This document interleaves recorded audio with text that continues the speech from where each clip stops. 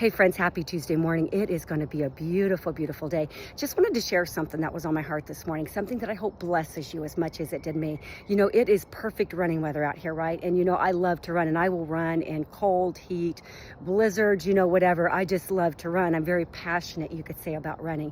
And I have seen people, in all of my years of coaching runners, they will start just so on fire, they get through a couch to 5K program and they're just so on fire for running and they just love it so much, and then they'll do a 10K and a half marathon. But pretty soon the things of life will get in and you disrupt their schedule, and it's a slow fade where they miss a couple workouts here and a couple workouts there, and pretty soon they're back to square one where they were before. It's because they've lost their passion, they've lost their zeal. And this is just something, it was such a reminder in my Bible study this morning. I was in Colossians 4, because Epaphras in verses 12 and 13, he was known for his zeal. And it was such a reminder that, we have to stay on fire always at all times. If we want to reach this world, we're supposed to be so set apart. And that starts with being passionate for the things of God.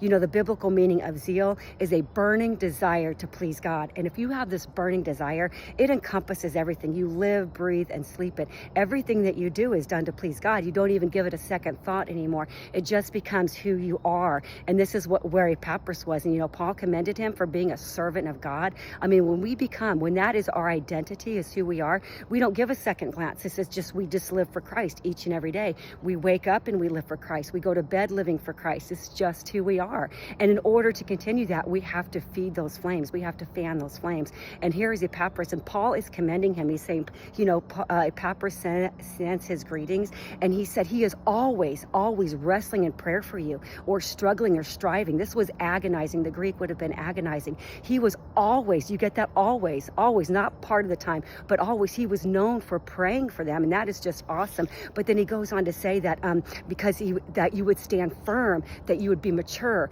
that you would be fully assured. You get that? Because he wanted the church at Colossae. Now, Epaphras had started the church at Colossae, and he could have easily lost his zeal. A lot of people do that. The same thing in Christianity as it is with running. You start on fire for the Lord, and then the things, the weeds of life, the cares of life will just choke it out. But not Epaphras. He was known for always wrestling in prayer. That is an absolute great thing to be. But then he goes on, and Paul says, I commend him, or I can vouch for his great zeal, or I bear witness to his great zeal. Even Paul was commending him.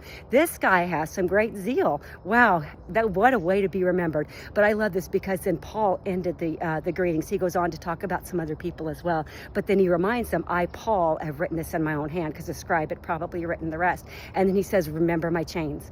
I just love this. This almost got past me this morning. And remember my chains. Paul was telling them, look at Epaphras. He is wrestling for you guys in prayer, because he remembers that it advances the gospel. And when Paul said, remember my chains, that was just a reminder. Guys, when you're on fire for the Lord and you have a burning desire for him, don't think that people aren't going to come at you. Don't think that you might not end up in jail, or you might not be persecuted, hated, humiliated, or whatever it is. But remember my chains. In other words, he says, remember my chains serve to further the gospel. So no matter what happens to you, keep that zeal, keep that passion, keep that fire.